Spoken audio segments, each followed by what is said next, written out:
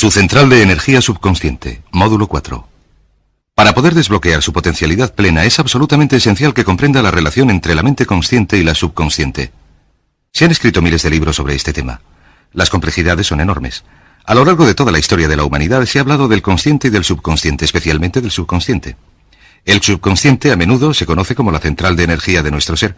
Hablaremos más de cómo uno afecta a su subconsciente según vayamos avanzando en este programa. Empecemos por hablar de la relación entre las dos mentes y de lo que puede hacer para controlarla y para cambiar la programación interna de la mente subconsciente. La mente consciente y la subconsciente están maravillosamente diseñadas. El diseño maestro, si me entienden, en el sentido de que tienen funciones muy distintas y trabajan perfectamente en tándem la una con la otra. Quizás un buen modo de ilustrarlo es diciendo que esta es la mente consciente y esta es la subconsciente. En realidad, la mente consciente realiza alrededor del 10% del pensamiento responsable de alrededor del 10% del conocimiento consciente, y la mente subconsciente hace al menos el 90% o más. Cuando hablamos de la potencialidad humana y de desbloquear la potencialidad humana, queremos decir desbloquear la enorme capacidad del poder del subconsciente. ¿Qué hace la mente consciente? La mente consciente tiene ciertas funciones específicas. En primer lugar, la mente consciente es objetiva. La mente consciente puede observar el mundo con claridad, si quieren, y considerarlo de manera analítica, objetiva, quiero decir sin emoción. Estas son 3 de sus cualidades. En otras palabras, puede distinguir la diferencia entre verdad y mentira. Es como si dijéramos la parte matemática, impasible del cerebro. La mente consciente tiene 4 funciones. La primera es, la mente consciente identifica los datos de entrada. Los datos de entrada pueden venir de varias fuentes. Pueden ser nuestros pensamientos o las cosas que nos suceden en el mundo externo. Así que pongamos que está cruzando una calle, hablamos de su mente. Está cruzando una calle y oye el ruido de un automóvil. Sus ojos se vuelven inmediatamente hacia la derecha para ver qué es el sonido e identificar lo que lo produce. Cuando uno ve el automóvil, automáticamente asocia el ruido con el coche. Lo segundo que hace la mente consciente es comparar ese automóvil en movimiento con todos los demás automóviles en movimiento de su experiencia. Si usted vive en una gran ciudad como Nueva York, ve un coche y compara ese automóvil en movimiento con otros coches, ha visto 100.000, quizás 1.000.000 de automóviles en movimiento y sus reflejos son muy rápidos. Si vive en un país donde no hay muchos automóviles, lo más probable es que cuando vea un vehículo en movimiento, sus reflejos sean muy lentos. La comparación, si quieren, se hace por medio de un rápido reconocimiento por el subconsciente y una verificación de todas las experiencias previas que uno haya tenido de los coches en movimiento. Según se hace esto, según se hace la comparación, se obtiene una respuesta instantánea. De hecho, se dice que el subconsciente funciona aproximadamente a 30.000 veces la velocidad de la mente consciente.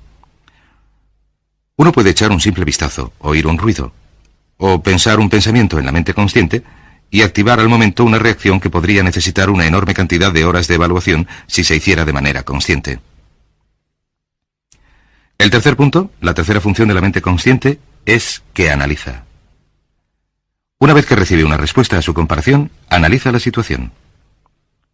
Usted está cruzando la calle, oye el ruido del motor del automóvil, vuelve los ojos a la derecha, ve el coche que viene hacia usted. Su comparación le dice que va a 90 por hora y que estará donde usted está en un segundo, a no ser que usted se mueva. De modo que analiza la situación y se dice, ¿qué debo hacer? ¿Debo moverme o no? La respuesta es sí. Lo que uno hace es moverse, y esto nos lleva a la cuarta función de la mente consciente, que es decidir. La mente consciente decide qué hacer después del análisis. Dice que sí o que no. La mente consciente funciona como un ordenador binario. Siempre está diciendo sí o no a la información de entrada. La mente consciente solamente tiene espacio para un pensamiento a la vez. Esto es verdaderamente sorprendente, como van a ver. Es, sin lugar a dudas, una estructura brillante, de modo que está cruzando la calle, oye el ruido, mira a la derecha, ve el coche en movimiento. La comparación le dice que viene hacia usted, y el análisis del coche en movimiento dice que se tiene que apartar. Se dice, ¿me parto sí o no? La respuesta es sí. ¿Retrocedo sí o no? Tan pronto como dice sí, retrocedo. Y usted traslada esta palabra sí a su mente subconsciente. La mente subconsciente pone en movimiento al instante todos los nervios, todos los tendones, todos los tejidos, para quitarle de en medio.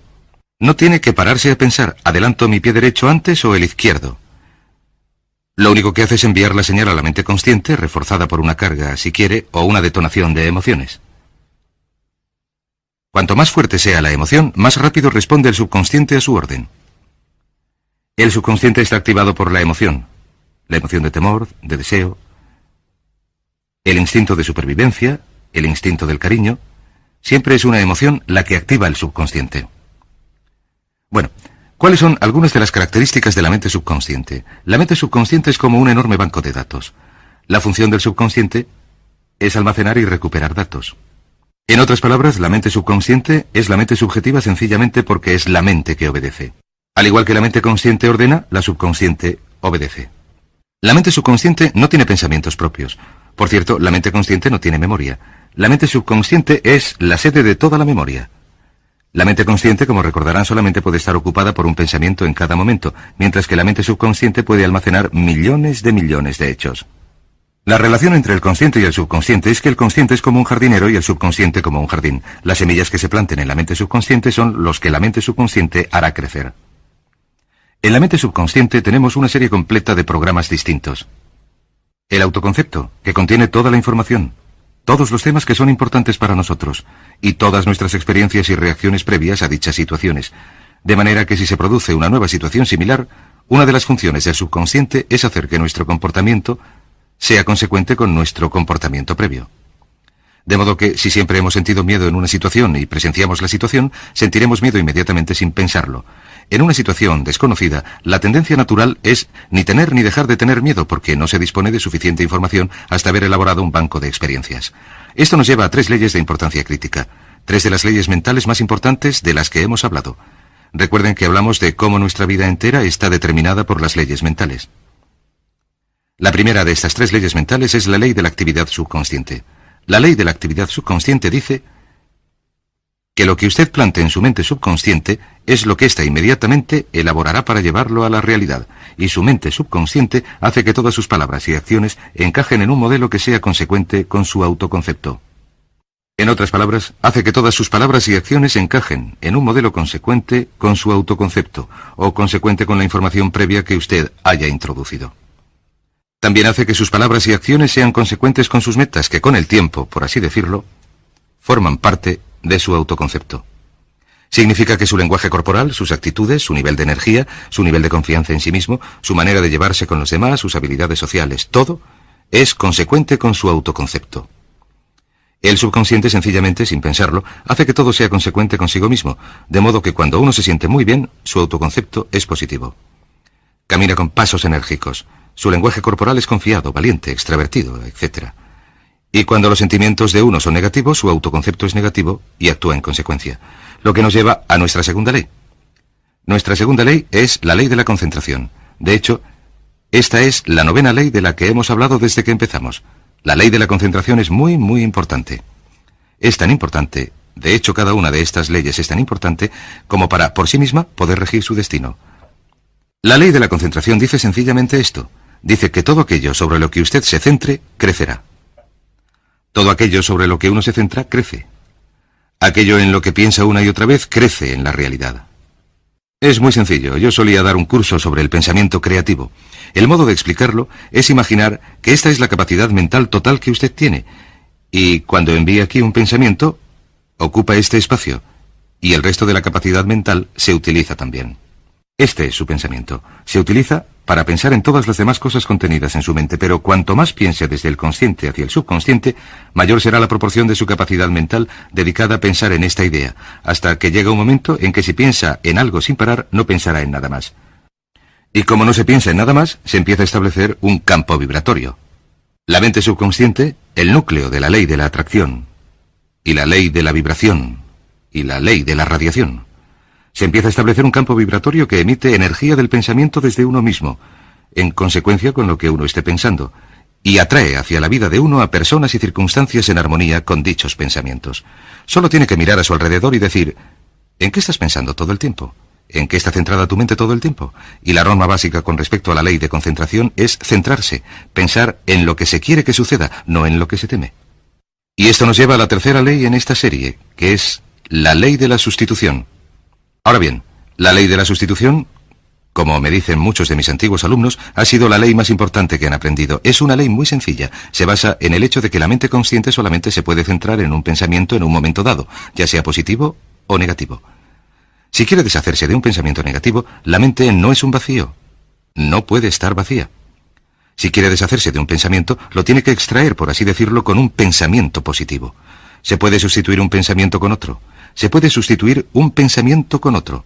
Y si se hace esto de manera consecuente, si se sustituye cualquier pensamiento negativo, cualquier pensamiento de temor, de ansiedad, autolimitativo, cualquier expectativa negativa, cualquier cosa que le reprima, cualquier miedo al fracaso, a la carencia, a la pobreza, al rechazo, a la pérdida o a cualquier otra cosa, si lo sustituye con un pensamiento de deseo, y esta es la clave, temor frente a deseo, si centra su mente en lo que quiere y la libera de lo que no quiere, y se centra en su deseo, sus miedos disminuyen y se reducen según usted piensa en lo que quiere.